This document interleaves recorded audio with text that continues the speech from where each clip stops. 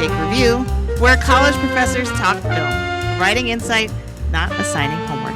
I'm your host, Jen Subchakshai-Bankert, and I'm here with a size 6. He moves at a glacial pace, and you know how that thrills me. It's Greg Cass. How's it going, Greg? Don't be ridiculous. Everybody wants this. Everybody wants to be us. I'm great, Jen. I'm actually absurdly excited to talk about this movie tonight. I think it's going to be a lot of fun. I'm pretty excited, too. Yeah, and PT sends his regrets he couldn't be here. He did send us some notes that we can share, sprinkle in along the way. But listeners, if you haven't figured it out by now, these were all references to the film we are here to review today, The Devil Wears Prada from 2006, which can't possibly be 20 years ago, Greg, can it? Yeah. The year we met, if I'm not mistaken. Oh, wow. You are correct. That's crazy. Yeah. Yeah. So I guess you didn't buy me a gift for this show. Great. Great. our friend anniversary. No. This is doing this episode with you is the gift. So yes, we are doing, if you've been following our feed week to week, this is our second retrospective review in a row. What are the Oscars? We've forgotten about them all already. We want to join the fun preparing for the first major release of the summer box office season. I have some notes about that. Like, it's not summer yet. What are we doing? Anyway, this is Marvel weekend. Marvel's put a pin in this as this is now the start of summer. And now we're left with The Fall Guy and now Devil Wears Prada 2. But blame Marvel. Okay. And so we're, in preparation because that's the Devil Wears Prada 2 is coming out this weekend. So we thought we should take a look back to the original Devil Wears Prada, starring Anne Hathaway, Emily Blunt, Stanley Tucci, and the icon herself, Meryl Streep. In the film, intrepid and fakely fashion challenged. Okay, I don't agree with that. Fakely fashion-challenged Andy enters the orbit of notorious editor Miranda Priestly and works through the hellish job of understanding her exacting standards for assistants, editorials, and fashion. Because this is a 20-year-old movie, we're not going to worry about spoilers in our opening discussion, so this is the closest you're going to get to a spoiler warning. But we direct you to go watch this classic film. It's a fun time. It is widely available on streaming. It's on Hulu and Disney Plus. I watched it on Disney Plus. I didn't realize it was also on Hulu, and is actually very high on Letterboxd this week. Can't imagine why. Greg reports in the outline that it's in the top 10. So that meaning top 10 highest rated or top 10 highest seen? Top 10 most viewed, and I was just trying to pull up the live stats. I think it got very high. I see it currently sitting at number 6. That might be the highest it's been. So that's not nothing. I mean, what's ahead of that is really things that are actively at the box office right now or Netflix original films. So that's pretty good. All right. Yeah, so obviously we're not the only ones getting excited, getting ready for the upcoming sequel, which is our review that's slated for next week is Devil Wears Prada 2. So if you're a fan of the original Devil Wears Prada, you're excited for the sequel, this is the place to be for the next 2 weeks, this weekend, next week. But first, Greg, before we go any further, if listeners think we're the biggest disappointment that others should hire or else they're an idiot, what can they do? Well, if you don't want to miss new episodes when they drop, please follow The Long Take Review wherever you get your podcasts. We host the feed on Substack at thelongtake.substack.com, but you can also find us on Spotify, Apple Podcast, Overcast, and so many other places. Thank you to everybody who's been listening to us and dropping reviews and comments into all those sources. We don't always see them, but we do always appreciate them. And you can also follow us on Instagram and Threads at The Long Take Review and on Letterboxd at LTR Pod. Now, Jen, the longtake.substack.com, that's where those outstanding Star Wars Maul Shadow Lord reviews are also available. Is that correct? Why, yes. Thank you, Greg, for forcing me to talk about my own work.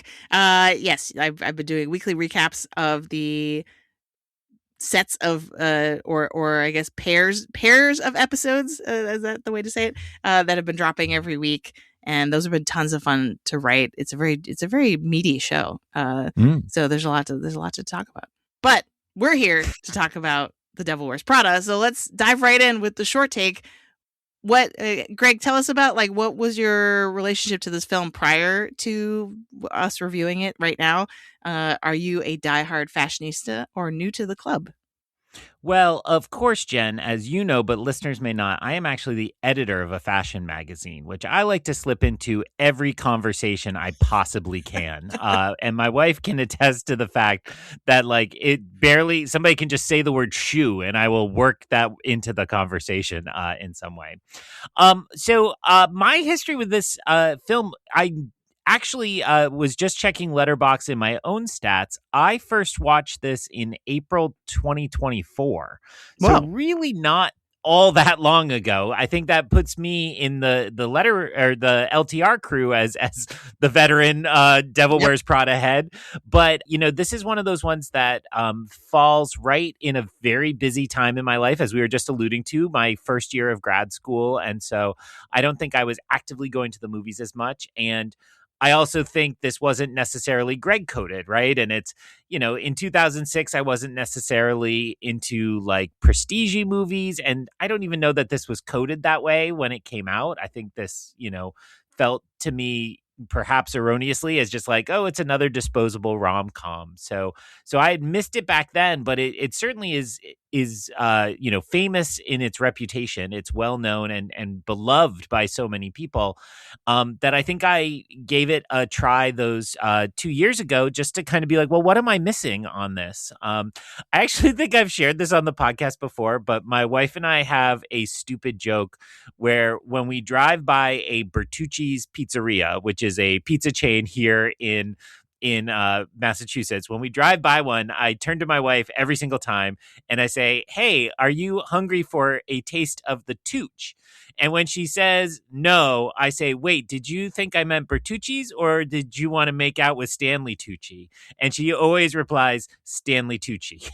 So it's a stupid joke, but I think why I bothered to mention it is that I think Stanley Tucci is one of the reasons we checked this out, because I would say since this movie came out, his brand, like, he became way more famous, and this character kind of became his brand, I think, in a lot of ways. So we watched it and we both enjoyed it. I was at 4 stars back then. I rewatched it for this podcast. I actually, for bizarre reasons, watched the first half once and the second half twice. I watched it with my wife, and then I crammed to finish for the Monday recording, and then we didn't record Monday, so I finished it with my wife again. And so I went up to 4.5. I think this is a pretty enjoyable, good time, and I think to dismiss it as disposable or kind of silly is a bit wrong. There's a little more meat on the bone. There's a little more substance here, as well as some parts that probably should have been left in 2006, or maybe shouldn't have even made the cut in 2006. But we can get into those. So I'm very positive on this, and I think I would have purchased it as opposed to renting it if it wasn't so readily available on streaming. But Jen, I'm correct in thinking your first time viewing this film was this week? Yes, that is correct. So I somehow at the time, I don't have as many excuses as you do, but I just totally dismissed this movie. I mean, it in terms of the genre, I think it is not quite what I gravitate towards. So at around 2006, when I wasn't being as thorough about watching everything that came out, I'm going to guess I just sort of was like, oh, like that seems fine, but that's not really kind of my kind of movie. But I feel like over the years, I've had so many people talk about how much they love it, and that you hear lots of even film critics that are usually pretty cynical, kind of like their hearts melt a little bit for this film. People have a soft spot for it.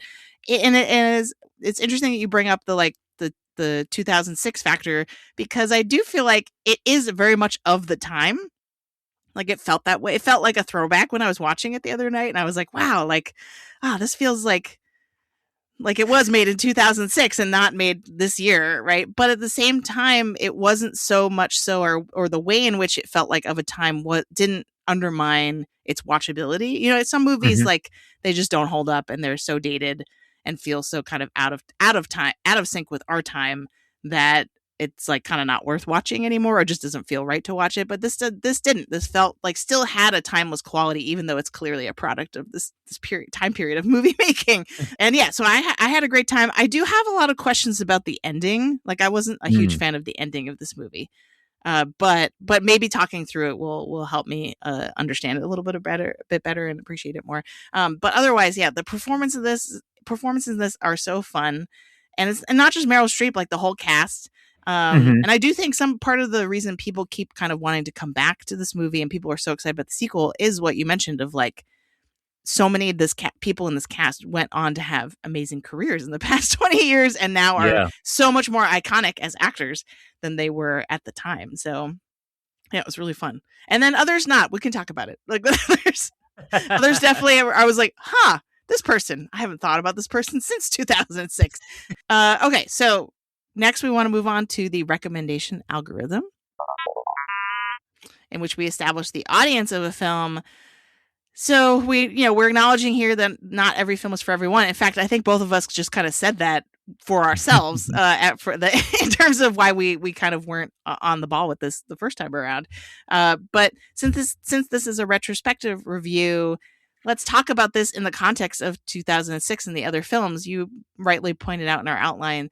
Do we feel like this belongs to a class of films around 2006? And I was really surprised when I went back and looked up what movies came out in 2006. I don't know about you, but or is this more a standalone kind of standout film on its own? It makes me think I asked a question and then didn't do the homework for it. But I actually think there's something a little more transcendent about this, and I'm in it. Part of it is I'm really curious to see what they do. I've heard a little bit of rumors about the sequel, but nothing kind of tangible that I can really report. That's why there's no Hollywood news segment here. But I will just say that like I felt like this kind of stood out as having, like you alluded to, a kind of quality to it that was a little further than that. The writing is pretty snappy and pretty well done in a lot of cases, both the kind of wry chilliness of Miranda, but a lot of other moments really drew me in, and as a part of that. So I, thinking of like girl coded movies from that era, like my mind first went to like Kate Hudson. That's kind of I think the middle of her big kind of streak, not her song sung blue moment, but her rom-com era, right? Yeah. That was actually a time period, like my wife and I, by 2006, we'd been dating a while. And so like, I don't think we were going on a lot of movie dates, like being like, well, we're contractually obligated now that we're a couple to go see the rom-coms. So I don't remember seeing a lot from that era, but the one that came to mind, and so I would say, yes, it stands out in the group. I'm reserving one recommendation you had that PT tried to steal from you on text, so you can talk about that one. The comparison I'll make is I also in recent years watched I was tracking down Harrison Ford movies, and I watched Morning Glory, which is Rachel McAdams rom-com, and she works on a morning show, and Harrison Ford and somebody else and also a woman are the anchors of like a Good Morning America type show. Of course, it's Diane Keaton. I'm so sorry, Diane Keaton, who recently departed here. But the two of them are the like news anchors. So you get that same kind of We Have Horrible Bosses vibe, but also the same kind of like we're trying to all do something together and create something. And so I think of those as kind of the types of rom-coms I'm more interested in. And all of that's to say, this isn't really a rom-com when it comes down to it. So, or it is, but it's not the two you expect, or we can unpack it a little more. It has rom-com tropes in it, but the movie itself as a whole, I would not call it a rom-com. Right. And the classic, you don't even get the meet cute, really. I mean, there's some elements there with the second fella. I forgot, we're not spoiling this. There's some elements with Simon Baker, and that's it. Simon, yeah. Sounds right. And then, The Mentalist? The Mentalist himself here as just a challenging exotic foreign man. And then in the end, we don't really get the like everybody gets married and it's happily ever after. So Morning Glory is a little more traditional in that route, but it still has those kind of flavors with it. But you and PT both independently arrived at the same kind of coinage for this. So what's your recommendation algorithm? Yeah, so Whiplash was the big comp that it was. So you had asked the question, what would be the best double feature for this, and that was the first movie that I thought of, where I'm like, well, like it's kind of the male version of this story, and I think rightly is more intense and more toxic than than this. Like this, obviously, there's toxic workplace behavior going on, and definitely is kind of tackling the same question of like, when does reasonable ambition or like striving for excellence turn into like a very unhealthy thing? And I think the same, that Whiplash poses the same question, but just has a very different way of approaching it in terms of like, well, we're just gonna lean into like how dark and terrible this is, and then just leave you with it. Whereas I guess maybe like vague spoilers for Whiplash, but that's not a spoiler. But I think the dynamic between the J.K. Simmons character and the Miles Teller character is very similar to the Meryl Streep and Anne Hathaway dynamic. So that would be my pick. I actually thought of a bunch of other double feature candidates. Phantom Thread. Would be great because it's like, it's also kind of the like person with too high standards and is like toxic and exacting to everyone around them, or you know what I mean, like so that kind of like abusive relationship is still in there, but then also it's like a good fashion, like it's a very different take on fashion. I think I would recommend watching Phantom Thread first and then chasing it with Devil Wears Prada. Because just so you're not like super like traumatized by the end of it. And then I thought of like Cruella would also probably be good. Oh yeah. The Emma Stone, and who's the like Miranda Priestly version of, is it Emma Thompson? I don't remember. I saw who's it the once, other but the older fashion designer? I can't remember. But I think it's a Dalmatian, right? No, I'm just kidding. It is Emma Thompson. Okay. And then I thought of Miss Congeniality. I don't know if you remember that movie with Sandra Bullock. Sandra Bullock. And yeah. Because I started thinking also of like ridiculous movies where already very attractive and appealing women get like some kind of glow up or makeover. And I think that movie fits that bill. And then one of my favorite movies of all time, which I like, it falls in the category of like, I acknowledge it's not actually that good a movie, but it has a very special place in my heart. And that is the adaptation of Sabrina with Harrison Ford and Julia Ormond. I think that's actually one of the Harrison Ford movies I've never tracked down, so I haven't seen that one. You gotta watch it. But that one to me is she goes to Europe and then comes back suddenly looking very well dressed and made up, and where they put like Coke bottle glasses on her or whatever at the beginning of the movie, and then she leaves. She goes abroad to Europe, finds herself, and then comes back all like glamorous and stuff like that. So, so I think that has a similar link to the Anne Hathaway character in Devil Wears Prada. But that was one of my. I had a physical copy of that movie until it got stolen. You could pair this with Tar as like also exacting terrible woman, but one who gets, spoilers for Tar, a little bit of comeuppance, whereas Miranda kind of largely escapes this. But so I will just share here for lack of another time to do it. So I've been in like fashion world the last week because so as listeners may remember, I had a ticket and I saw the new Boots Riley film, Love Boosters, which is a like really funny skewering of the fashion world. So it's playing with a lot of these same ideas. Demi Moore plays this really over the top character who is a designer, not an editor or something, but kind of is in the same mold, but like dialed up to like Looney Tunes Technicolor absurdity, which is really, really fun. And then I went to our campus fashion show. I will say something very cool. So I work at a university with a pretty big fashion school, and the local premiere of Devil Wears Prada 2 got paid for a bunch of our students to come with their designs and with their student models. So they're going to put on a fashion show in the theater ahead of the premiere of it. So my students are over the moon and really excited. And then I assume you as well will be going to see Devil Wears Prada too. So it's like, it's all fashion all the time. I still need to get to Mother Mary, which is the other Anne Hathaway fashion movie that's out in theaters right now. So it's a very kind of the moment thing to be thinking about all these films and about fashion. So Yeah. um, And Anne Hathaway bingo I is Love hard. Boosters is out at the end of the month for normies, but recommended in the context of this and would be a fun double feature, but very, very different tonally. The last thing I'll say is, like, when I look back on the films of 2006, which include, really, and from the Oscar point of view, really notable films, The Departed, Dreamgirls. This was a great year for Anthony from Force Ghost Conversations because it was Little Miss Sunshine and Letters to Iwo Jima. So I thought of him. I was reading through the Wikipedia page. This was Casino Royale, Pan's Labyrinth, Children of Men, Stranger Than Fiction. Like, it was a pretty good movie year. You just hit on like 3 of my top 10 movies of all time. Yeah, right? Absolutely. So, which I didn't remember. Like, when you wrote 2006 in the outline, I was like, wonder what movies. Yeah. And I looked it up and I was like, whoa.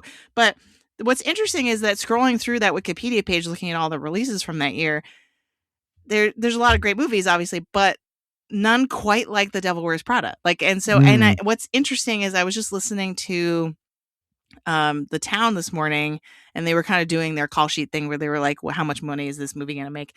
And that, and like maybe a couple other podcasts that sort of touched on the release of this. I think probably Filmcast, the summer movie wager I started listening to.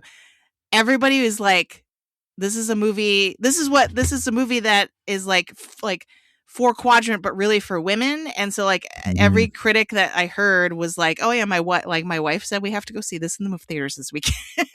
Yeah. You know what I mean? So I feel like it is really, at the time it was filling a need, and now the sequel, it is definitely still filling that that kind of genre demographic kind of. It's so funny that we continue to have the, oh my God, women like to go to movies lesson. And I do think we're going to see it again for the same exact franchise. But I know it did well enough at the moment. And again, I think probably the sequel is greenlit on the strength of the cast and the fame they all now have.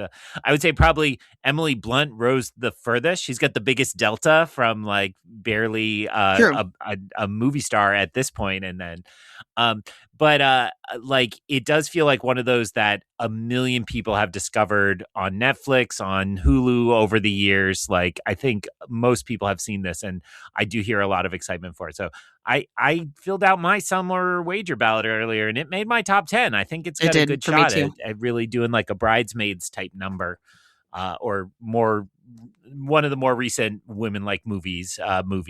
But yeah, and I think the argument in its favor for the box office thing was that it's coming out so early. Like you said, it's the first movie of the summer movie season, and so because of that, and because it doesn't really have much competition in terms of there's not a movie like it that's going to come out later in the summer, it can just keep rolling. People can just keep seeing it throughout the summer, and word of mouth, if it's good enough, can really push it. So yeah, it'll be interesting to see like how far it can go in terms of competing with other movies that are going to come out. But I think the one thing I saw in terms of, because you mentioned the cast and everyone, like almost everybody coming back, or like the major players, the people who went on to become really famous came back. Meryl Streep initially said no, and then she said double my salary, and they were like sure. And she was like, I can't believe I'm 56 years old and it only just occurred to me to negotiate my pay. Like, she was like, it worked. It was really cute, actually. I can't remember with whom the interview was, but that video. Just to be clear, that's the original movie that she said that for. Like, good on her. And I will say, in my movie watching journey personally, I did all of the Best Picture winners last year, which means I watched a lot of Meryl Streep last year. And I feel like as a movie viewer, it finally clicked, because I know her in these kind of later stages of her career, kind of grand hostess, insert the gif of her at the Oscars clapping, right? Like, that's who I know her as. But I was like, oh, when you go back and you see these performances, they're really good. That's my PT gesture of the moment. Out of Africa, Kramer versus Kramer, some of those classic Meryl Streep performances.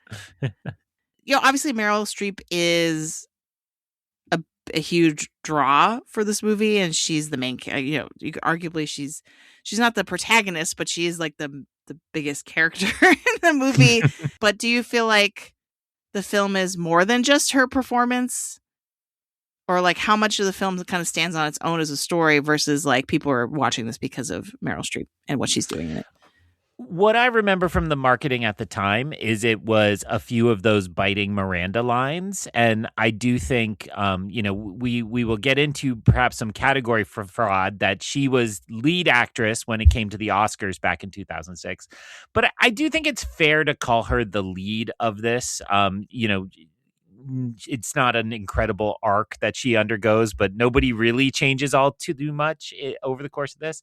But I do think that would still be my reason to recommend seeing it to people, right? That this is a good movie that kind of gives you a peek into the world of fashion if you're curious and you want to care about it more. But like if you were trying to sum up this movie to somebody, you would absolutely just reproduce her monologue on fashion and tell them this is what this movie is about, and this is the spirit of this film. So I think in 2006, I have to imagine she was the draw. It's hard for me to kind of reverse engineer where Anne Hathaway was in her career, but this is pretty early in the I'm leaving Disney behind, right? We're not too far from like the Ella Enchanted type roles. Please, Princess Diaries. Princess Diaries. Sorry. So that was a bad Princess Diaries. You owe Rachel McAdams, right? An apology. No, Amy Adams. Oh, Amy Adams. An apology. Oh, now we're even. I messed up too. Although, yes. So it's kind of like, and I think it's playing into that a little bit more. I'm not a huge Anne Hathaway fan. I know I need to be if I want to watch movies this year because she's in everything under the sun. She actually went to college with my wife at the same time at the same university, which is kind of cool. So I've kind of clocked her in the past for those reasons, but certainly when this came out, I don't think she was a big name draw. And I think the billing kind of shows that it's Meryl Streep. And I think all of the big four are worth seeing, and for me, my Zoom name tonight, listeners who only listen because we don't make video available, is Stanley Gregchi, because I think Stanley Tucci is so good in this, and I really love the kind of dynamic he brings and his moments of pathos amidst all the fun. Although he does say some really problematic things written in the script about, how you shouldn't eat chowder and things like that, which speaks against my Boston heart. But in general, I do think you can't get away from Meryl Streep. Jen, what's your history with Meryl? Would you call yourself a fan of Meryl? Do you respect her more than you like her? Yeah, I'm always a fan. I mean, like, I don't know if she's one of my favorites, like all-time favorites, or like if I had to list them. But I'm always happy to see her, and I feel like the respect that she gets is well deserved. And maybe we've gone overboard and she's gotten too many Oscar nominations, like see the Iron Lady. But other than that, like, yeah, she's great. And like, if anyone, not to talk about TV, but if anybody watches the show with Martin Short and Steve Martin. Only Murders in the Building. Only Murders. Thank you. That's terrible. I totally forgot she was on that. That's right. Yeah. So she's on Only Murders in the Building, and apparently is now dating Martin Short because they played romantic interests for each other on the show, which is very cute. They gave each other COVID for like during it, so like making one of them not able to show up to the Emmys or something like that. I don't remember, but anyway, that's a tangent that is not important. But she's great on that show, and she gets to actually exercise a lot of her comedic chops. So that's the thing, is she has such great range. She can do drama, comedy. She can do something like this, do something that's over the top, but something that's understated. She can do it. She really can do anything, to quote Project Hail Mary. Well, and it is interesting. She's in kind of a quiet moment. So she had the voice cameo in Project Hail Mary. She also technically had a role in Hoppers. Did you end up seeing Hoppers? I have not seen that yet. Yeah. I don't want to spoil Hoppers, but it's not a big role, we'll just say. And then prior to that, you have to go back to like 2021 with Don't Look Up for a big kind of lead role, I think. And before that, Little Women, which she's wonderful in Little Women, but that's more of a, I just want to be involved in this project. And Right. I remember all the delightful stories about how she bought the young kids in the cast Wendy's while they were all in their period costumes and stuff. So it's certainly not like a centered role, even though it's a good performance as well. So I do think it's great that she's back in the spotlight for this. And, I do think, the standard Hollywood story of she kind of went through that phase of we love her, we love everything about her. Oh, we don't really care because she's now older. And it's nice to see this kind of, yes, maybe too honored, but this late stage career that will still center her in a movie. Yeah, and thinking of, because when you asked this question about her, I was like, well, what is it that's so extraordinary about her performance in this movie? And I do think it is because the script alone is doing a lot of work for the character and establishing the character as iconic. However, her delivery of it is, I think, it looks almost too easy and is not accounting properly for the amount of thought and work she's putting into the performance. And by that, what I mean is that, like, at no point is she really yelling at anybody, right? So she's not establishing that she's this, like, domineering, kind of intolerable, like an unforgiving, relentless kind of like boss character because she yells at people all the time. And it is her delivery of the lines, like the way that she says almost in every scene, that's all. It's just like, and it's like so chilling and forceful, even though she's not raising her voice. In fact, it's the opposite, where some of the lines in this movie, she just like straight up is whispering. Yeah. But it's so like, ooh, like it's like, what I mean? It's like, it's barbing just the same as if she were, and in some ways more chilling, more gut wrenching because she's whispering and being quiet about it as opposed to yelling at the top of her lungs. Right. I think that's exactly right. And you could imagine a lesser actress doing this as like a chew the scenery type performance where you would really dominate it all. And maybe we've seen some of those. But to your point, one of the most devastating ones is when she tells the woman I think I recognized from Lost, right? She's got kind of wavy red hair. She's also in Iron Man 3. Oh, yeah. Yeah. Like she is the one who recommends florals, and she says like, "Oh, florals in springtime, how original, how groundbreaking." And, how groundbreaking. It's just like devastating. And the performance of the actress whose name I'm forgetting also did a great job, because you can tell that woman's life is over. Like she's been destroyed, yes. But it is not at all. And I wrote the jokes in the opening. I love the please continue to move at a glacial pace. That thrills me. But they're all so quiet and subtle that I think you're absolutely right that it's the stillness that really concerns you, because that that's real power, because you don't have to have the bluster. But the way you recreated it better than I did, but she just kind of tosses off these awful zingers, and it's kind of intriguing to me that the script in many ways, I think, kind of finds a lot of sympathy for the character. And so I tacked on this question, and I want to throw it to you first. Like, is that earned? Like, so my read on this is that the script at least wants you to feel, yes, she's awful, but it gets the results and she suffers as well. And so, certainly with her marriage kind of dissolving, and the moment in the third act where she says, "Oh, they're going to call me the Ice Queen again," and kind of shows that it gets to her. I think it's meant to evoke a lot of sympathy, but at the same time, we've seen her be absolutely awful. So how do you feel about that balance? Like, did you end up being sympathetic, or do you think they needed to be a little meaner to her? Well, I mean, I think it makes it complex. And I think that is the kind of unexpected. And PT had also said this in his notes. He said something like, "Oh, it has a lot more nuance to it than I would have expected."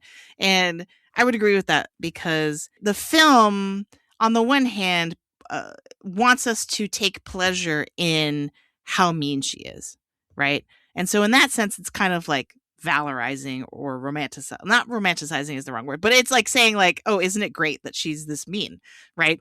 But on the other hand, it's also showing how she is in some ways the source of her own unhappiness, right? Because in that scene where she's clearly been crying and it's like she has no makeup, she's completely vulnerable for the only time in the movie, but it's only for like 20 seconds. And then immediately she snaps back into like okay, we're not talking, because there's a moment where Anne Hathaway's character Andy is like, do I give her a hug? Do I tell her I'm sorry? Like, what do I do here? And you can tell she wants to like be a human being and be like, I know you're my boss, but at the same time, you're also a person, and I want to be able to comfort you in this moment of trauma, and that you've gotten this news that you're getting divorced, and you're obviously upset about it. And then Miranda doesn't let her, right? She just closes that door and is like, what's next? Right. Yeah. And I think that's part of who she is, and that's part of like why the movie both invites us to be like, well, but see, like she actually does have feelings, but at the same time it's like, well, but she stuffs them right down. So like so can we really feel that bad for her? But at the same time, I think there's also, and this is getting, I thought we'd be talking about this more later, but we might as well be talking about it now. There is kind of like a feminist reading of this, because Andy has that moment where she's defending her to the other, the Simon Baker character, I think. Christian, maybe is his name. Or I don't remember. I think that's what his right. name is. And he's like, I can't believe you're defending her. But what she says is, she does all this stuff. Imagine if a man were doing the exact same thing, we wouldn't be thinking twice about it, and we'd be just talking about how good he is at his job. And so she tries to gender it, where she's like, we just have a double standard. The only reason everyone's like, oh, Miranda's so ridiculous is because she's a woman. And I do think there's something really interesting there about it, right? Because it's like how gender coded ambition is in our culture, and the idea that in this world, which is clearly very cutthroat and competitive and male dominated, it seems, right? Because like there are more high fashion designers that are men than women, right? I know that because I'm the editor of a fashion magazine. Yeah, I was going to say, continue. There you go. Case in point.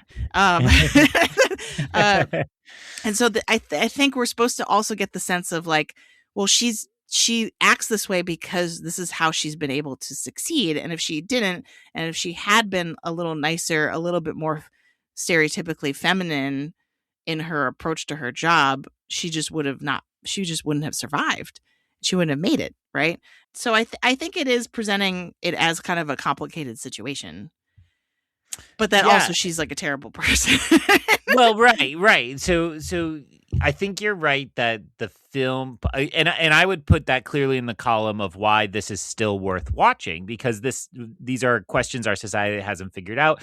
Hillary Clinton obviously comes to mind, where, we would have been approaching 2008 when it's like, the ways in which she was put to a different standard, and then repeatedly, fill in all the other election years she ran between then and now.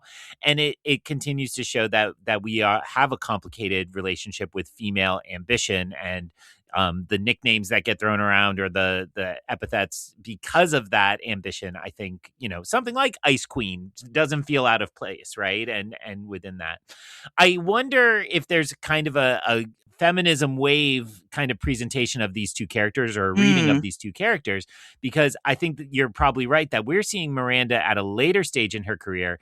It would be really interesting to see her in the kind of 20 years before this, on her way up, and the ways she was probably forced to work like this.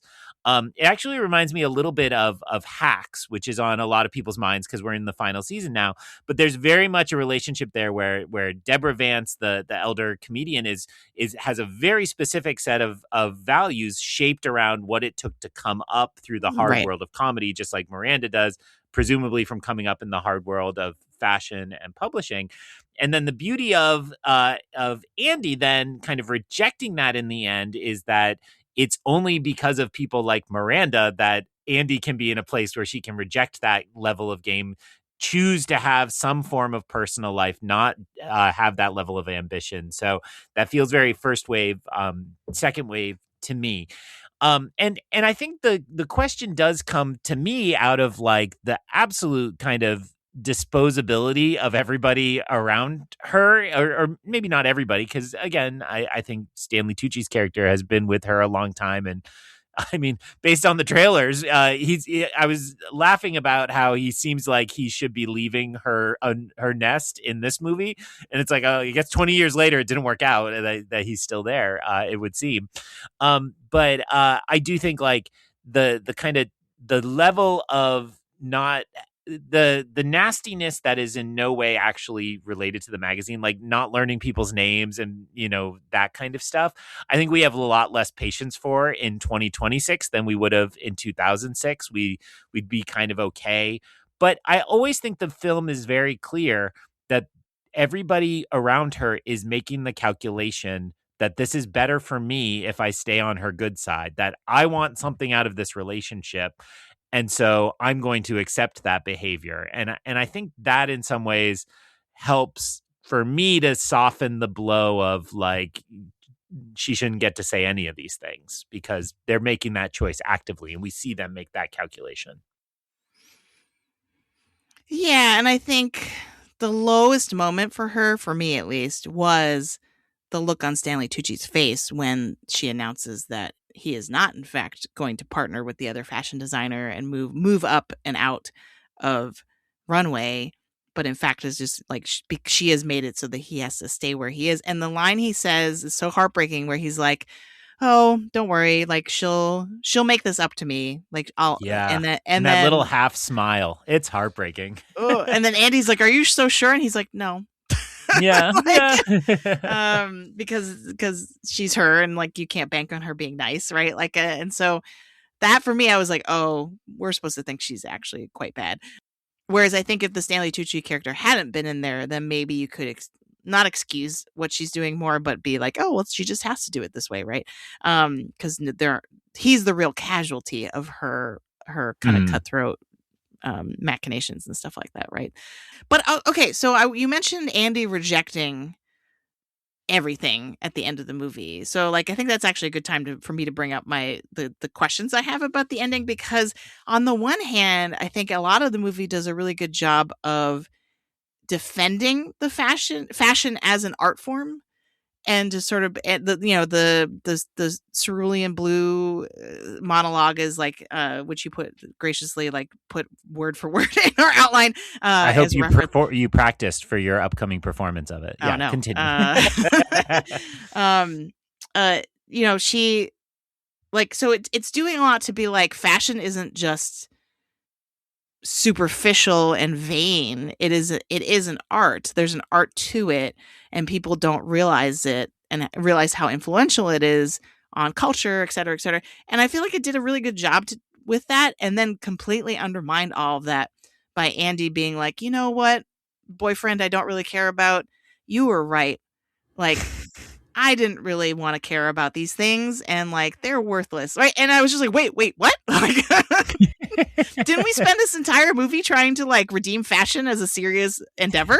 And now you're just kind of dismissing it and saying it was silly for you to kind of buy into that at all. So I wanted to get your opinion about this. Like, did you pick up on that at all? Maybe you interpret it differently. Maybe this is just a me problem, but like, what is the movie ultimately saying about fashion through Andy's decision to reject it? I think you're exactly right to point out the whiplash between the like brilliant like defense of fashion and explanation of like those who kind of dismiss it or dismiss this as not serious. And I do think there's something gender coded in that, right? Fashion is female traditionally, so it doesn't matter in the real world. Us men like to scratch ourselves and not worry about cerulean blue. So I do think that the film does a really nice job of subverting that. And then in the end, I mean, I would just put the whole relationship between Andy and Nate as problematic in general. Like, I want to put that in there. I was at a film screening tonight, and one of the things they brought up in the Q&A was this old proverb. They said it was French. I guess I have no reason to question that, about how women marry men hoping that they are going to change, whereas men marry women hoping they never change. Oh, and like there's a core truth of that to this relationship we see, which is the whole problem in his book is that she's changing. And yes, she does like things that aren't thoughtful, and she just like misses a birthday. Also, you're a grown-ass man. Don't care about your birthday. She right? brought like a cupcake with a candle in it. I don't I know. mean, Okay. after missing dinner, but yeah.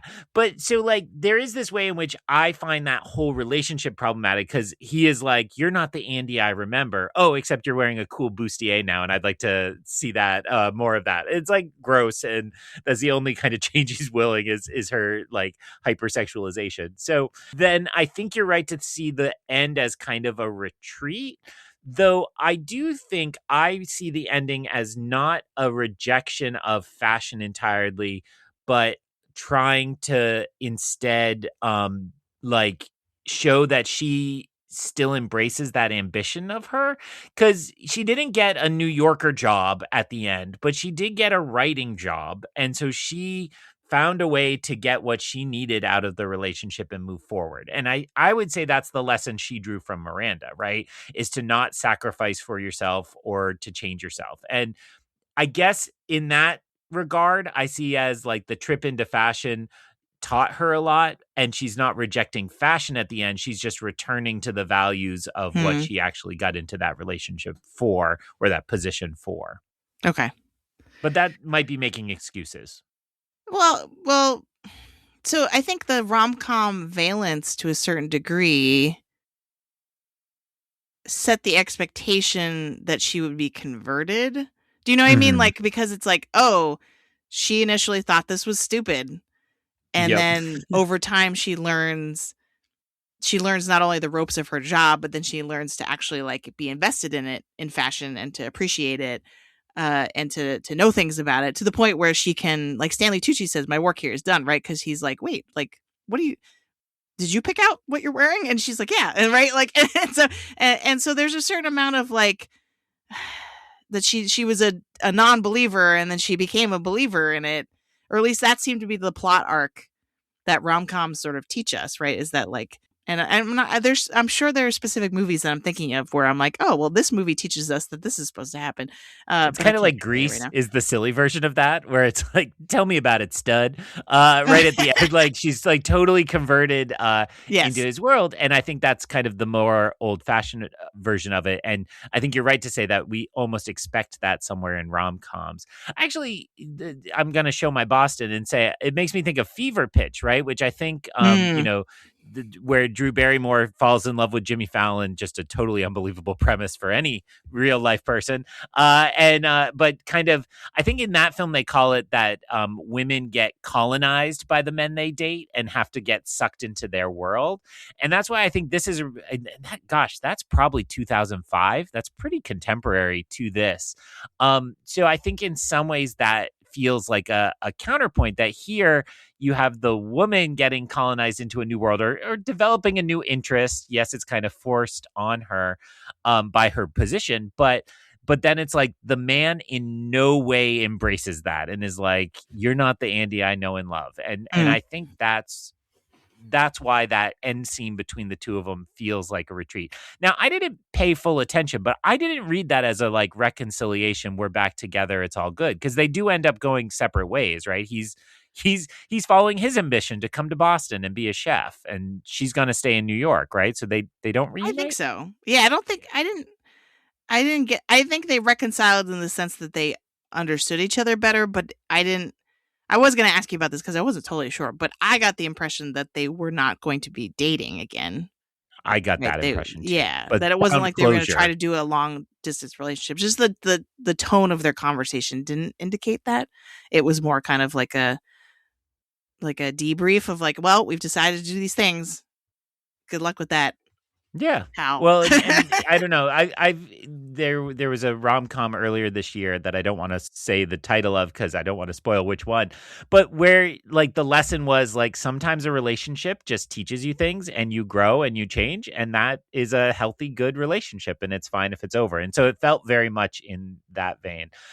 This is where I ask you a deeply personal question, Jen. Are you on the ad tier of Disney Plus? I am not. Excuse me. Excuse me. So if you are on the ad tier, I assume listeners were treated to the same thing, which is the actor who plays Nate has a Starbucks ad right now. And it's actually pretty What? great because it's all about how they didn't call him for the sequel. And he's just going to sit there and like drink his Starbucks and get a little boost of joy from his Starbucks because they didn't call him. And Wow. like, it's all kind of silly, and I hope that actor is doing well. But I thought it kind of worked. Like, if you got to do a silly tie-in thing, like do a little meta commentary, have a little fun with it. So I also present that might have been fit to my reading, that I was every single ad break getting bombarded with "I'm not in the sequel," so I don't think it was supposed to be a happily ever after. But I forget where we've talked a lot Well, about we should talk about rom-com, the right? rom-com a little bit more because you had a specific question about. Yeah, where did I put that question? Is that in Weird. rhetorical situation, or is that still here? No, we're still in our regular discussion. Third question down. I'm like, we must be really deep in this Outliers. So I would say that this has a really interesting relationship with the genre of rom-com. And why I thought it might be in rhetorical situation, you don't have to hit the theme song, is that's often a question we ask in rhetoric, is that the presence of a genre is that kind of a set of expectations that a film or text of any kind would either confirm and match our expectations or reject with purpose. And I think this is playing with both sides of that genre coin in terms of its relationship to a rom-com. So I will frame it by saying the kind of classic structure would be: woman is with a fuddy-duddy boyfriend, meets some exciting new man who teaches her how to like be her true full self, get her groove back, whatever the setup is, and then lives a great life, finally free with that new man. In this case, and I keep like wanting to be spoiler free, but there's no reason to. In this case, we see all those trappings up until the consummation with the exciting new man. And then it's like immediately like, oh, he's a scumbag and everything about this is wrong. So I guess, how do you feel about that? I mean, I think we already said you can't call this a rom-com, but do you think it's using those tropes to say something, or is it just kind of coding itself that way so that women buy tickets? I mean, I think it does end up saying something. I don't know. I'm not less sure about if that was actually the intention, because I do think the rom-com setup was mostly a means to an end for the punchline of like, well, you know who you're actually in a toxic relationship? It's Miranda. Yeah. So I feel like structurally that's why they set it up that way, because for that line to be like hit really hard, to be like, oh, you're right. Like she's actually been dating Miranda in a weird way this whole time, because she takes up so much of her time and she answers all of her phone calls and all that sort of stuff. So I think it's part of the kind of work-life balance theme. However, I do think, it's hard to deny that the line "I'm not your baby" at the end of that scene that you're talking about doesn't have some kind of like, I don't need either of you, right? Like I don't like, the character of Andy does not need a man. And so I feel like there is a little bit of that going on to kind of bolster her professional development story, because I think the reason that we don't like Nate so much is like sort of what you said earlier, like he doesn't support her pursuit of her dreams at all. Right? Yeah. Like he finds it inconvenient for him and annoying. And and so even when she's apologetic about it, right? Like that's the thing that got me, is that she came home and was like, I'm so sorry. And like to a certain extent, like she couldn't help it. But then the movie kind of asked the question, well, could she? Which I think is another interesting thing, right? Like she keeps saying she has no choice, but it's like, well, you do. You're just choosing this instead. But I think the movie's kind of asking, but choosing this instead isn't necessarily wrong, right? And but the idea is like his cold dismissal of like, I'm not even going to entertain that you still care about me and you're sorry and you're bringing me this small cupcake with a candle in it, but I'm just going to ignore you and give you the cold shoulder. And then the other guy, Christian, like just wants to use her to get ahead mostly. Yeah. Right? Get the inside track and the inside information. Yeah, and he feels a little more kind of predatory in that, the age difference seems to matter there, and he can see she's kind of got those big Anne Hathaway, I'm a lost innocent princess eyes that he, wants to kind of take her. And I just kind of all the mentoring he's offering feels more like grooming to me. Mm. Like, I really just want to sleep with you, but I'm gonna mold it as a pretend kind of ambition there. Well, I mean, With yeah, he does present her without really hiding it too much.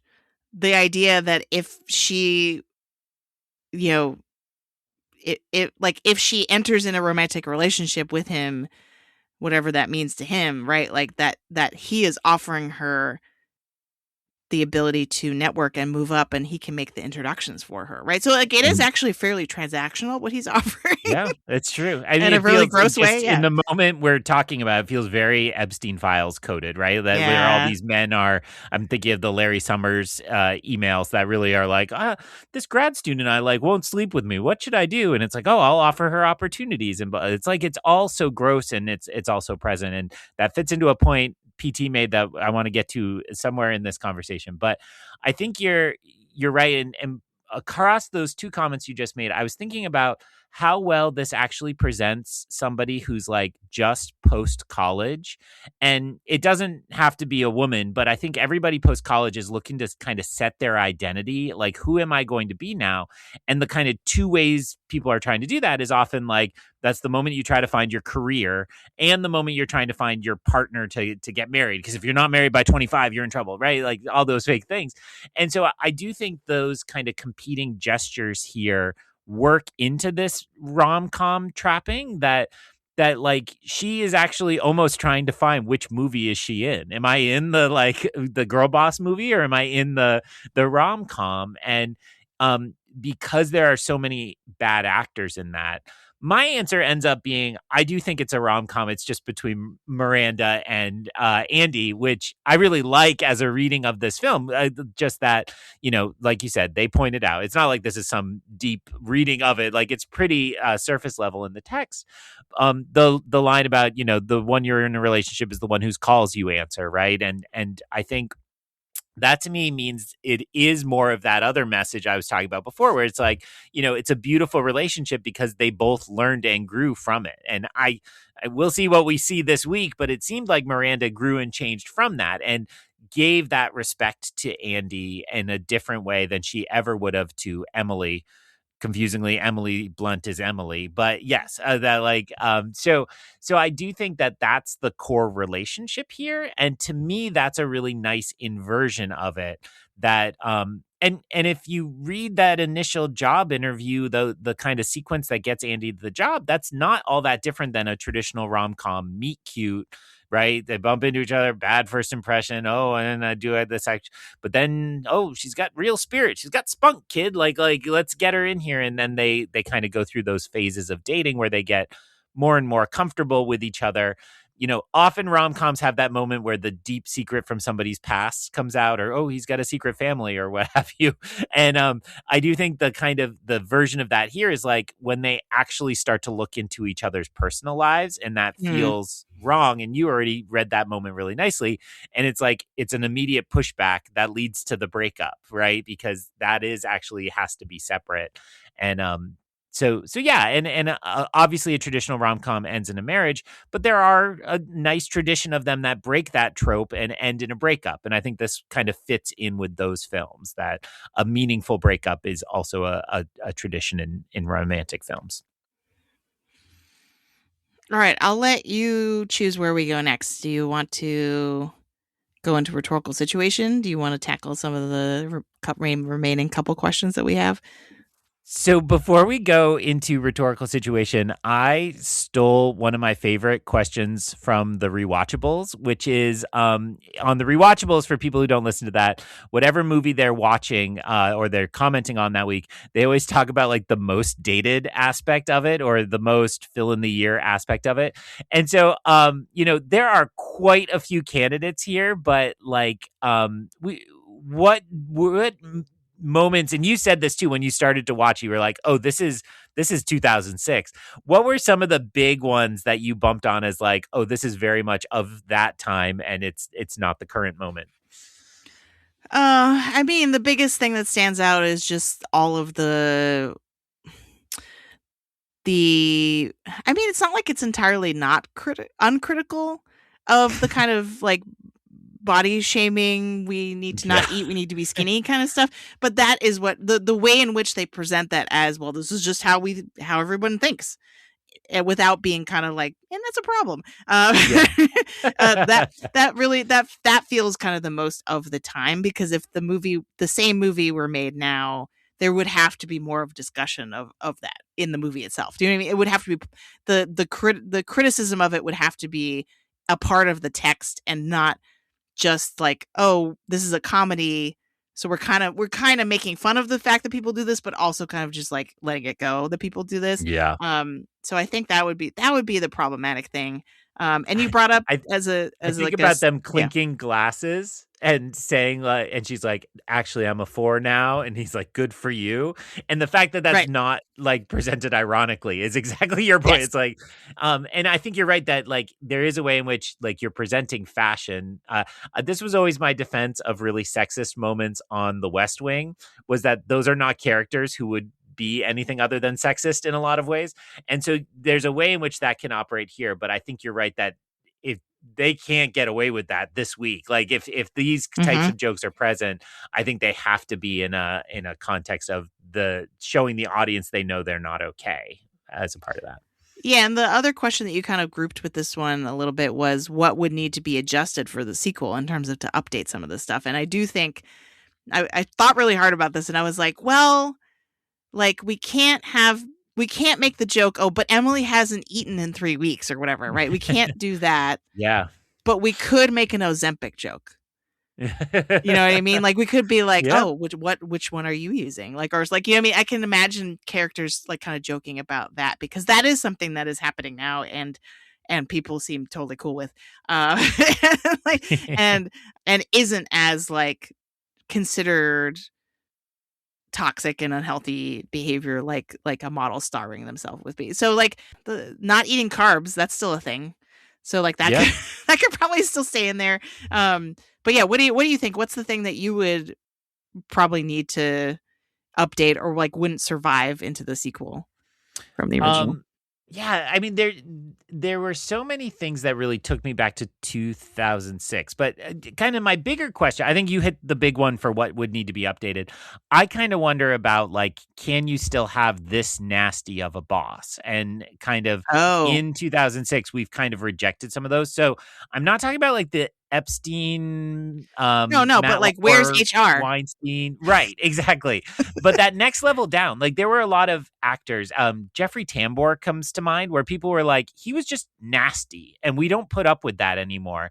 And so I feel like modern workplaces have some degree of that. I'm not going to say we solved the problem. I'll be quiet, but I have personal experience. We know we haven't solved the problem, but like I think that there are a lot of places where that type of behavior is not funny anymore. And I haven't seen this take out there, but I can imagine some people watching this and being like, no, I can't put up with this. This is absolutely horrible. It's not fun to watch her be nasty. It's not fun to watch these women driven to kind of tears all the time as a part of it. So I would say probably I imagine if I were to pitch my Devil Wears Prada 2, I absolutely think Miranda Priestly has had a like New Yorker expose with like 50 ex-assistants come forward like and give their testimony. After the Hunt style. Yeah, something like that. And you could do a really fun kind of parody of those types of things. Those are serious things, but you could have a little more fun. It does feel like the Miranda Priestly character in this next movie has to be presented as a dinosaur, right? Yeah. Of like her way doesn't really cut it in 2026, and her way is dying. And the one thing I did read about the sequel, it was I can't remember which publication it was now. That's terrible. I think it was The Atlantic, but it was an article, and I stopped reading it because it got a little too close to being spoilery, and I was like, oh wait, I don't want to know anymore. But the beginning of it sort of set up this idea that like, you know, Devil Wears Prada 2 inevitably has to acknowledge, and does, it sounds like, the death of journalism. and magazines and media and how that has Maybe radically that's changed. the real answer is magazines are the most 2026 or 2006 thing. Yeah. And that magazines have power, and apparently built into the plot. And again, I don't think this is spoiling anything, but built into the plot is like that everyone, all of the, I'm going to be super vague about this. All of the characters click into place and have to come back together, in part because the different publications they're working for are in a budget crisis because no one's subscribing to magazines and newspapers anymore. Yeah. And so it's actually taking on this historical change that since 2006, like newspapers and magazines have mostly died. So I thought that was interesting. I'm like, oh, that actually is like quite sophisticated in terms, if it actually is tackling that in the way this article was implying. But I think, yeah, everything about Miranda and about her, what made her powerful, and the sort of like mystique of her as a figure in the fashion industry inevitably has to be framed as out of date and out of touch for all the reasons. Well, and I mean, 2006 is certainly not pre-internet, but the internet isn't mentioned here. I don't think. I mean, in the context of the magazine and a web presence of the magazine, right. So and social media. Where are all the fashion influencers, right? Like, if we don't have some of those, if we don't have those in this movie, then like, I don't know what we're doing. Well, what are we doing? Yeah. I mean, a few other things that remind you. I mean, when KT Tunstall starts up as the movie starts, I'm like, oh, okay, that's what year this is, right? The Suddenly I See. Yes. Rachel, my wife, pointed out that was the song they used to play when somebody got kicked off. So You Think You Could Dance. So it started playing, and all the models are getting dressed, and Rachel's like, "Who's going home? Who are we missing?" Just the stupid ringtone, do do do do do, right? Like, we don't hear that ringtone anymore. We don't hear any ringtones anymore. But for me, the silliest thing here, and this is the like, maybe I'm bordering on the rewatchables category of like most unbelievable thing. The stupid Harry Potter thing makes no sense. So many people would have gotten fired and sued to get those copies of that book. Like, my wife works in publishing, so she really bumped on them. She's like, yeah, this is so impossible, that would never happen. Improbable. But like the idea that I think it ends up being the chapter illustrator could just sneak out the manuscript and run off a couple copies. It's like, this is absolutely absurd. I don't know what you would do. Would it be the new Taylor Swift album or something that teenagers would be the want? Impossible thing to get. Yeah, I don't know. But I don't think even in 2006 anybody would have really believed you could sneak out the next Harry Potter book early to your boss and make copies of it and get away with it. Right? Just have them out there. As we just said, the internet existed, so like it would all spread and be a part of that. So, but you know, again, it's all meant to in the kind of spirit of just like proving she's a monster. So I take it in that spirit. So right, but then also somehow we're supposed to be rooting for Andy to actually go to accomplish this impossible task that she's been given, because part of the joy of the movie is like what sort of evolves into a cat and mouse game between the two of them, right? Where it's like where Miranda tries to see sort of how far she can push Andy. And then Andy always rises to the occasion. And that is sort of what puts her ahead ultimately of Emily, right? And that's why she gets to go to the fashion week. And so there's a lot of rewarding of bad behavior in the story that, again, like the film barely acknowledges as bad. But anyway, I think we're actually we set up with the conversation we just had, the rhetorical situation pretty nicely. So I'm going to move us into there. Before we start like actually stepping on what we had planned for that. So this is the rhetorical situation, a segment in which we look at a film through the lens of our academic experience.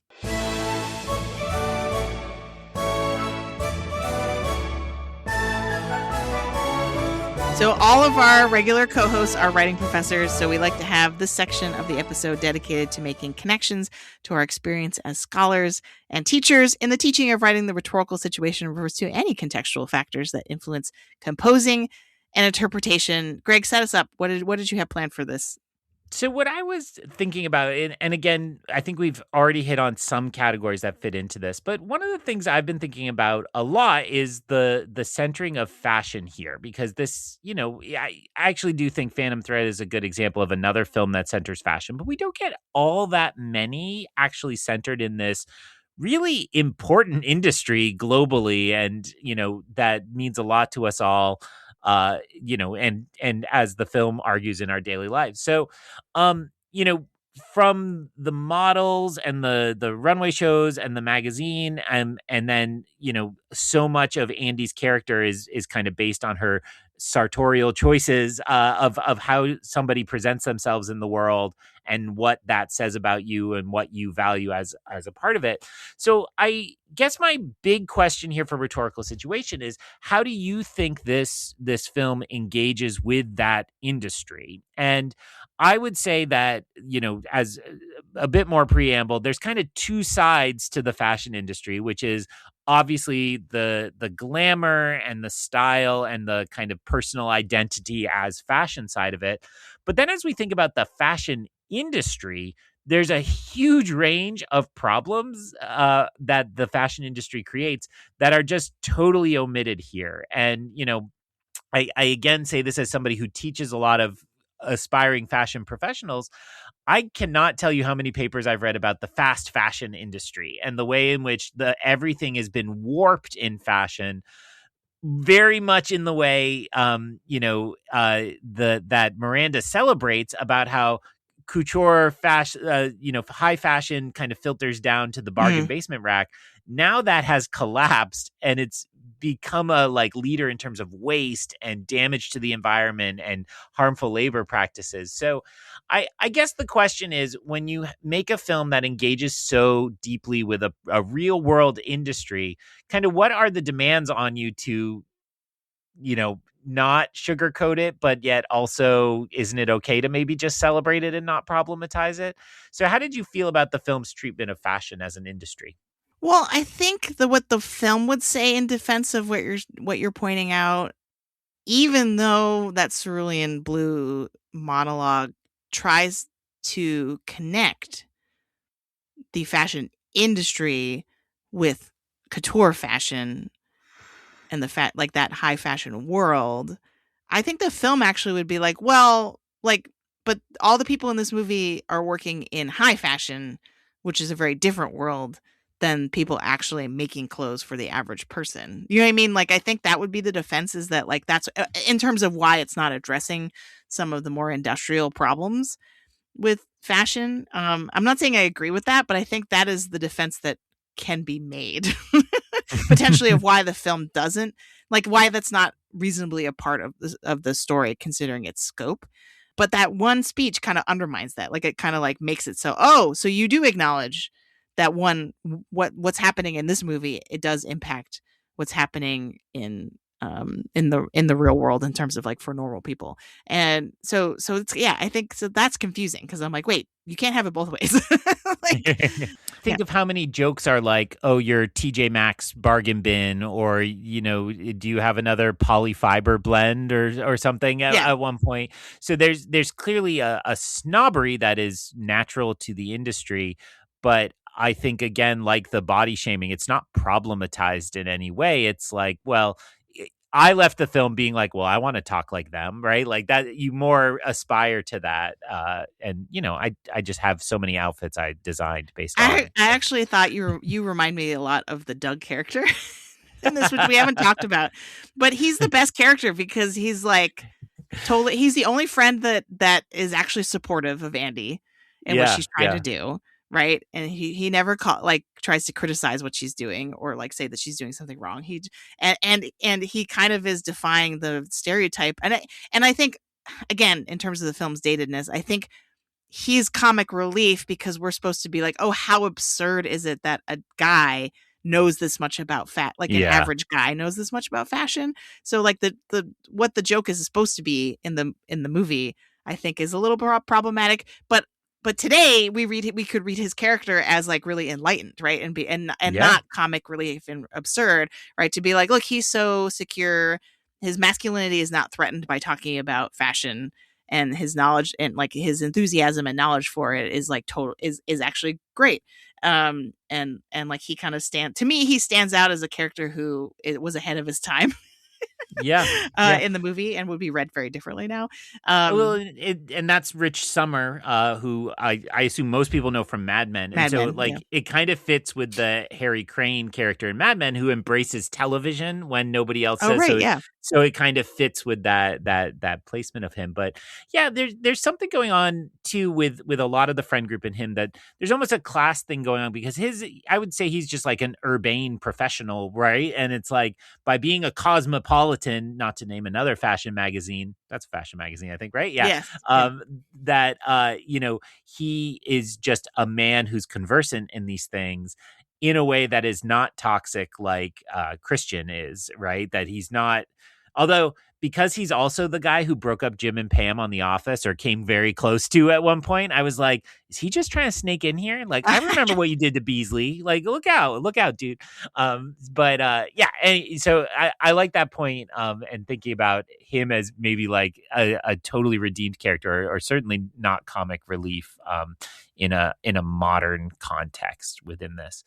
And I guess I want to problematize my own framing of the question by saying, like, I was thinking about how, like, if we're talking about a baseball movie, we don't demand that every baseball movie like talk about the labor inequality in the farm system to be a like fair movie. Like, so the fact that, I think it's perfectly reasonable to say that yes, fashion is a problematic industry in a lot of ways, but at the same time, can't we just escape sometimes? And why not? We escape into a baseball game, we escape into, a lot of different areas without worrying about the kind of darker side of that being represented in every movie. So that might be the best answer I have, that like, it's okay that these aren't engaged with, but I do think it's interesting to wonder if, as we come back to 2026, and I mean, I'm told by cable news that the world is so woke now that none of us can do anything, but is there going to be a demand that, they kind of account for the role of fashion in some of these more troublesome aspects? I'm not sure. I mean, I think the easiest move for the sequel to make would to just be make a bunch of jokes about this, where they're making fun of the fashion industry and be like, well, so we mentioned social media influencers. Miranda would hate those, right? Yeah. Like, Yeah. so I'm imagining they could potentially be antagonists in the movie, to sort of point out, like, to show how is gauche the right word here? To show how kind of like, I think gauche is the right word. yeah, I think, okay. Yeah. So just, but like the idea of like the how everything has been overly commercialized, and we're a culture of overconsumption. And I can sort of see Miranda's attitude of like, but fashion, it should be a fine art that is very detail oriented, being kind of antithetical to the sort of social media influencer and like fashion trends and stuff like that, and all that culture. I mean, we are currently sitting in the run up to a new Star Wars movie, and since it's been a minute since there was a Star Wars moment, I'm keyed into how much the studio is relying on influencers, and it is so gauche and tacky, and it cheapens everything. Where it's like, "Hi, I'm Gleepglorp, and I'm here here I am with Mando." Like, and it's like, it's so gross and awful. And some of those people are like personalities I personally like, podcast hosts, different hosts. I'm not diminishing like fans who get that rise, but when you see the like the like professional influencer class getting opportunities to go hold props, and you just see the content there. I was sitting next to a really nice person at Independent Film Festival Boston tonight, and at the end she's like, so when we get outside, you need to take a picture of me because I need to complete my reel that shows me all the fits that I wore to every night of this festival. And the I don't know if it was a boyfriend or just a friend, but he was like, why do I have to be involved in that?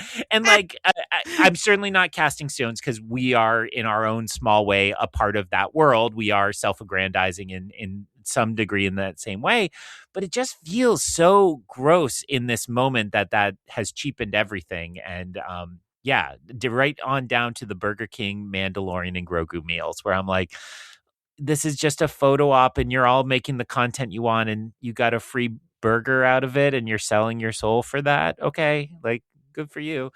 Walk through some of the like the logistics of this, and it was somebody who was offered like a lipstick deal, and it was like 6 posts a month, and we'll give you like 5 free lipsticks. And it's like, you're going to sell your like whole identity off for that. But that's influencer. So all of this is ripe for parody, as you said. It's very smart. We could write a great sequel here. Yeah. But, for the sake of countering what we're saying also, there is something to be said for highbrow, lowbrow culture wars. Yeah. And like, I keep thinking about the phrase, you can't eat prestige, right? Or like the idea that like that there's a class difference here, right? And the idea that Andy at the beginning of this movie is somehow unfit for this world, but when she buys into and gets all the clothes and gets the expensive shoes and all that stuff, that she is suddenly welcomed into the world, right? And so the idea that like and that there would be a separation between high fashion and regular people fashion, and that's in the speech too. It really is condescending, right? Because it's like, yeah, we are these highfalutin fashion designers and people who understand fashion as an art up here, and you are just the person buying the lumpy blue sweater down here, right? And so like that is problematic in general. Yeah, well, and the But there's other thing gatekeeping, I guess, too, is the other absolutely, term, right? yeah. The other thing on my mind is I saw a senior capstone presentation at another campus event this week that it was a fashion senior who did a history of fashion project on the uniforms worn by different armies in armed conflicts and how the production and design of those uniforms made demonstrable differences in the success of those armies. And Oh, wow. like there's that side of fashion too, right? That like we think about it as just the niceties and glamour, but then you think about the pure practicality that it plays in the world, and there's a little of that in the speech as well. We really are doing everything except reading the whole speech out loud, which I didn't put it in the outline, but I knew we'd want to kind of draw from it and see what pieces we want to draw from it. But I think you're right that it is a condescension, and it's really interesting because it's flipping the condescension. Andy arrived with the condescension. Like, you all are so dumb. These belts are the same. Nobody cares. And she's reminding them that, like, you small little person, you don't understand how this world works. And I love that it's a pre-Hamilton, the room where it happens, right? Like, we decide in this room and it filters all the way down. Which is really cool. But I think you're right to say that even in it pointing out its importance, it's really kind of still not making that great a case for it. And it's a power imbalance too, right? Because that arguably is what Miranda and all the things she's trying to do at the end of the movie is trying to protect, right? She still she's about to be phased out and replaced by somebody new. Yeah. And she goes through a lot and is mean to Stanley Tucci, which I don't like, in order to preserve her position of power, right? And the idea, like, there's the line in the movie where I think it's probably Nigel says, her opinion is the only one that matters, right? Yeah. And so she holds all the power, and so there is there is something to be said about that in terms of like that's maybe not good. Maybe one person shouldn't be the tastemaker for the entire fashion world. Well, let me take that as a handhold to the other question I offered in Rhetorical Situation, which, again, really looking at this anachronistically. So we're going to take this 2006 object and look at it from our post-Me Too moment. And I think it's an interesting question that when you take the framework, so by 2006, like, we're at the height of Weinstein being like as gross and awful as he is, and a lot of those other figures. This is before The Reckoning, which then, maybe didn't do enough work, but there is a reckoning coming for a lot of those types. So we have these really awful, monstrous male bosses that existed in the real world, but the way we filtered that down into the movie is this making a female boss that we can all hate. What do you make of that? I think if we go back to what I was talking about earlier in terms of like Miranda is a product of a patriarchal system. That doesn't excuse her behavior, obviously, but it does explain it. And that she is only trying to make herself in the image of the male version of her.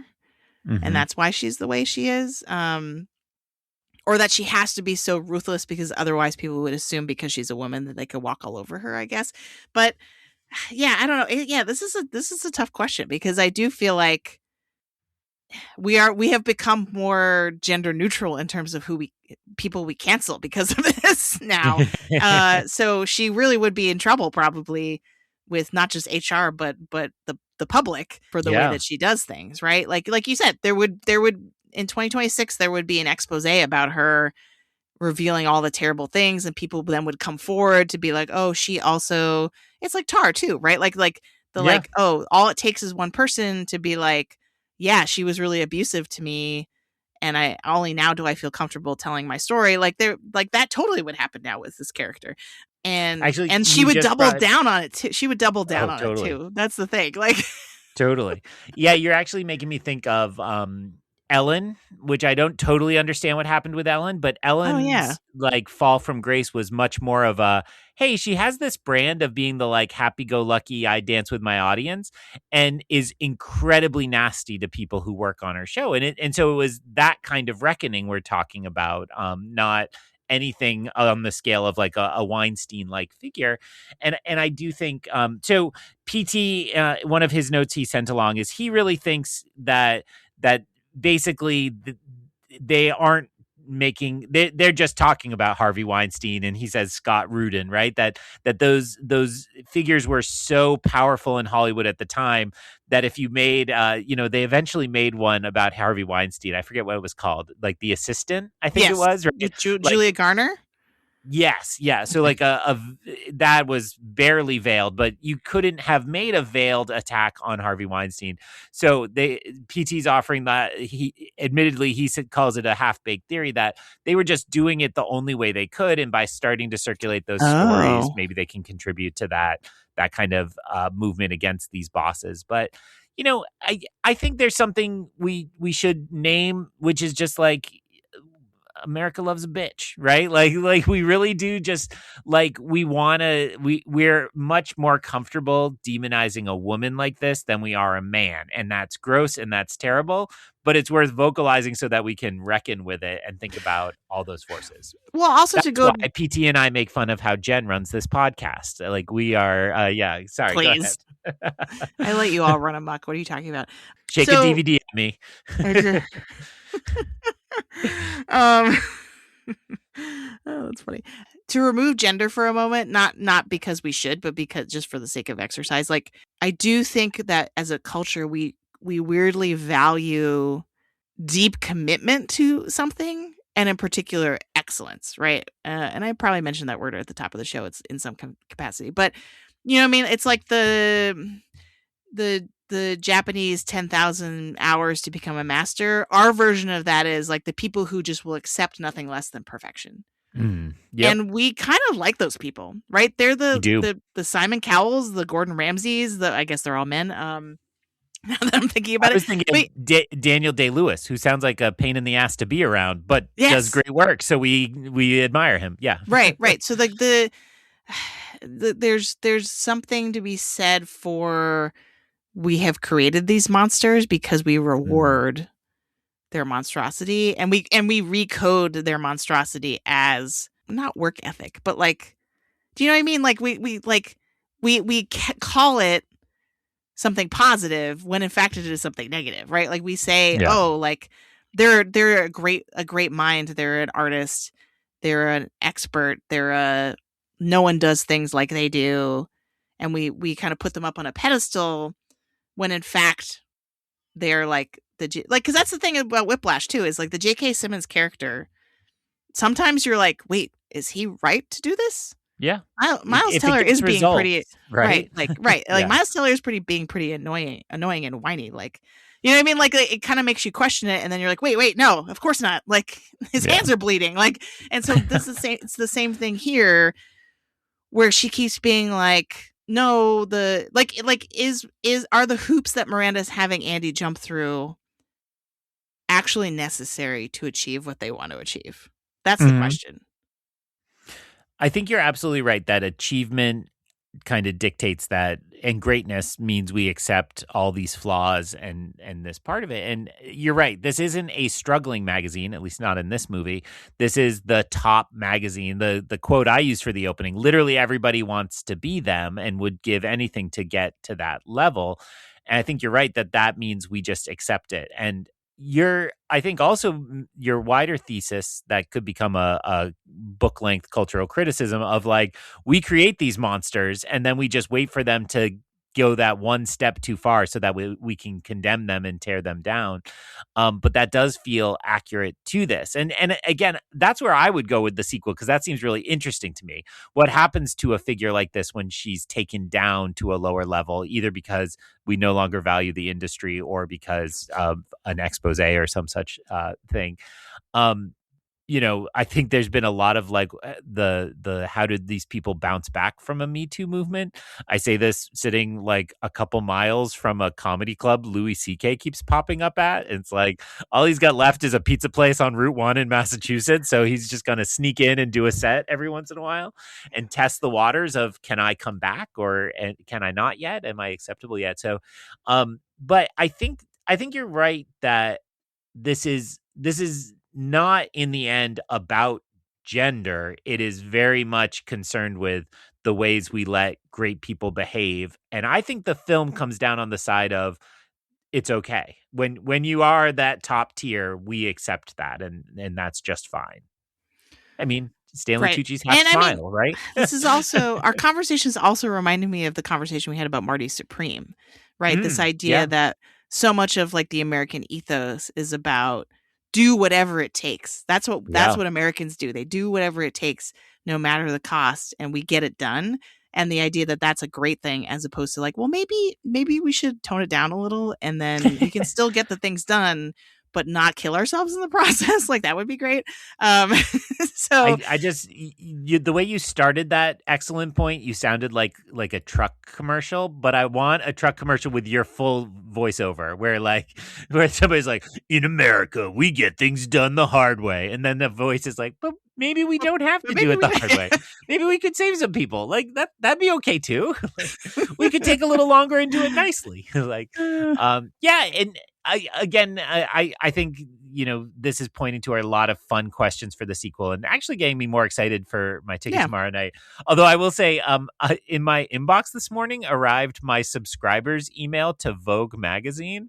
I think my ticket I pre-ordered maybe gave you a subscription. So that really tells us where the industry of these magazines is at. And I'm interested to see, and I do think that if it can even continue to ask the same questions that this original has asked us to ask, I think it's going to do really well. I think people are going to have a lot to chew on, and it'll be really fun to hear people engage with. Do we want to wrap it up with some Oscars talk? I think we can do it real quick, but who doesn't want to hear the Oscars theme song?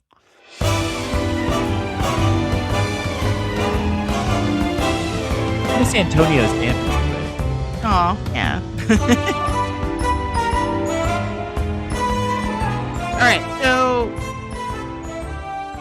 this was, as you graciously remind us in this outline, this movie was nominated for Best Actress for Meryl Streep, unsurprising, and Best Costume Design, also unsurprising. It's about fashion, right? Like, so that seems like an easy thing. And in parentheses, I put a reminder, like the best filmmaking flourish in this is the montage of Anne Hathaway with all the different outfits and the like perfectly choreographed walk through the city where, a bus passes and she's in a totally different look, totally different styling.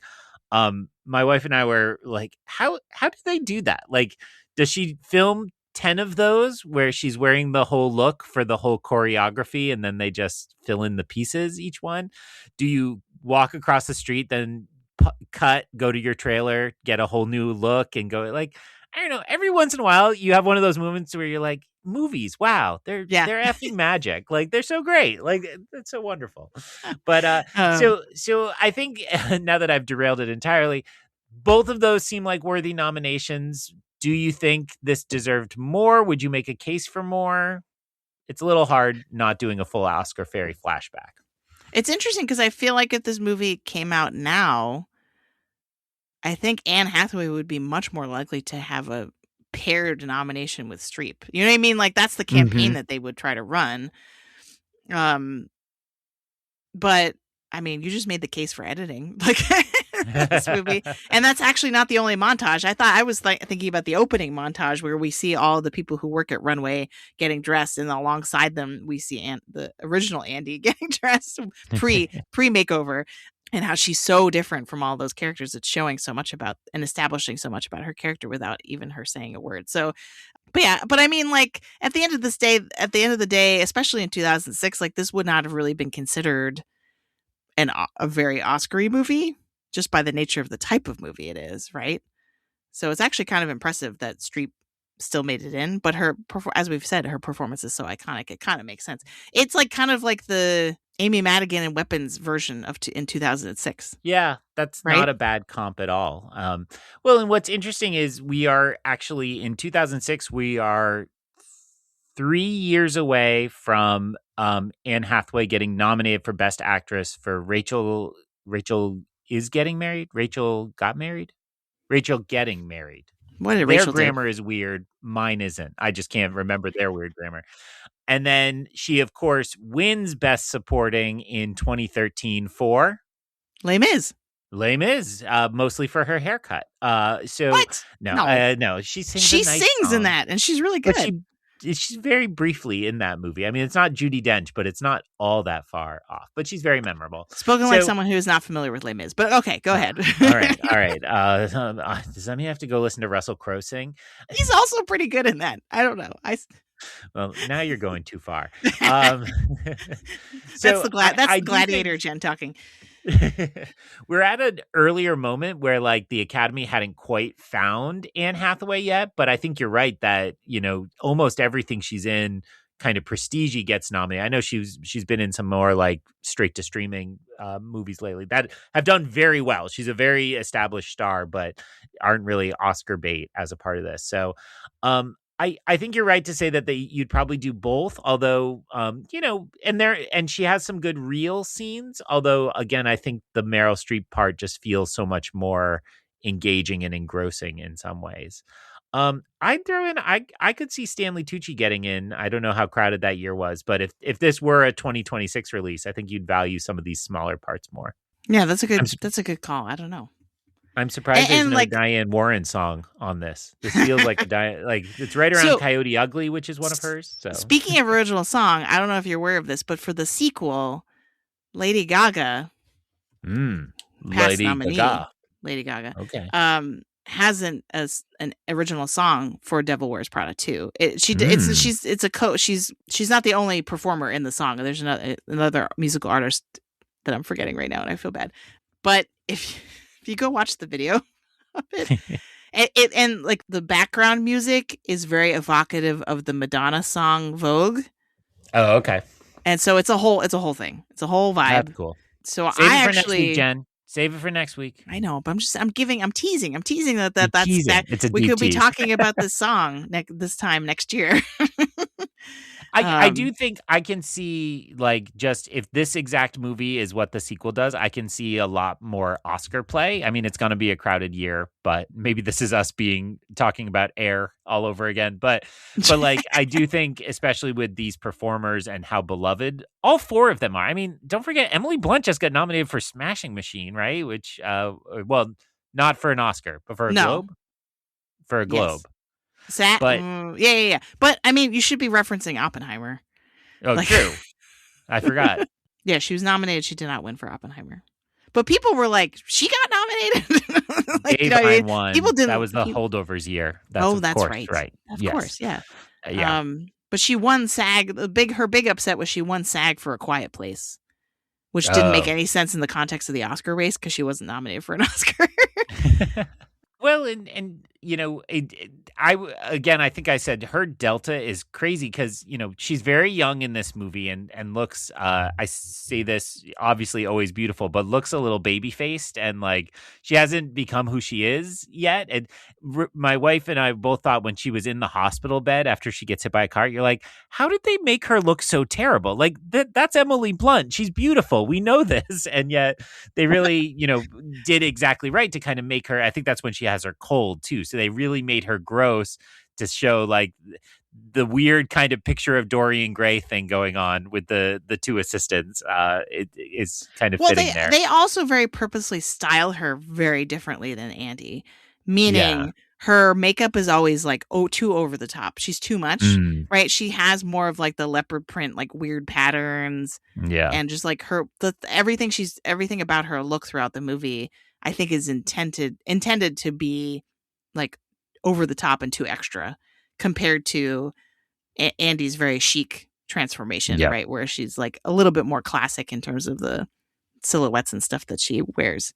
So, and in a pure sign that we really should log off, I will say this also unlocked for me the Muppets movie where Emily Blunt plays Miss Piggy's assistant. Miss Piggy has become the editor of Vogue Paris, I think. So I had no idea that she's really reprising the role, and she's just working for Miss Piggy now. I'm sure that was an absolutely reference, but it just made me really happy that I now understood that. So, yeah. All right. Do you want to say we did it? You want to share PT's take? Oh, PT offered the argument, maybe his Oscar Fairy flashback. He says Meryl Streep is category fraud, should not be in lead. He would put her in Best Supporting. And then if she were nominated in Best Supporting, he'd give it to her over that year's winner, which is Jennifer Hudson. So, I mean, if I'm honest, do I ever hear Dreamgirls mentioned ever? No, but a lot of people like singing the song. Yeah. Well, I am to Jennifer Hudson on her talk show. I believe EJ from K-pop. Oh, that's right, because she won after Ellen lost hers. Jennifer Hudson took over essentially that fun-loving daytime role. Well, we brought it all full circle, so I think that's a sign you should take it home, Jen. Yes. So, Greg, where can folks find you, and what are you up to on the internet these days? Other than editing fashion. I'm getting my grading done mostly. I spend a lot of time on our learning management system, doing some of that. Let's see. So I missed a week, but I will be back this week recapping Darth Maul episodes over on the Rebel Base Card podcast feed. We call it, I actually don't know what we call this show. Breakfast Pack. Just the Maul version. It doesn't have a funny name this time. I think I pitched 3 or 4 and Greg rejected them all, so we didn't get one. And then that's where I am mostly, or people can find me on Letterboxd at Ion Cannon. I did throw in already that I did get to go to IFF Boston, so on my Letterboxd I have dropped reviews for I Love Boosters, which particularly if you're interested in the social issue sides of fashion, get that on your radar. And then I also, just earlier tonight, left a screening of The Invite, which is the big Sundance movie, I feel like, this year. And you can check out my review on Letterboxd at Ion Cannon, EYEONCANON. But I will spoil it enough to say get both of those on your radar. They're both worth seeing. Oh, nice. You can find me on Instagram, Threads, and Blue Sky at Sopchockchai, SOPCHOCKCHAI, or on Letterboxd at Qui-Gon Jen. I finally have resumed logging my movies. So there is something there if you go there now. And you can find the show on Letterboxd as well I'm really bad at this because I never have to do it. It's just at the Long Take Review, or you can follow the hashtag LTRpod to see what each of us has been watching. Just trying to channel my best PT there. That's all.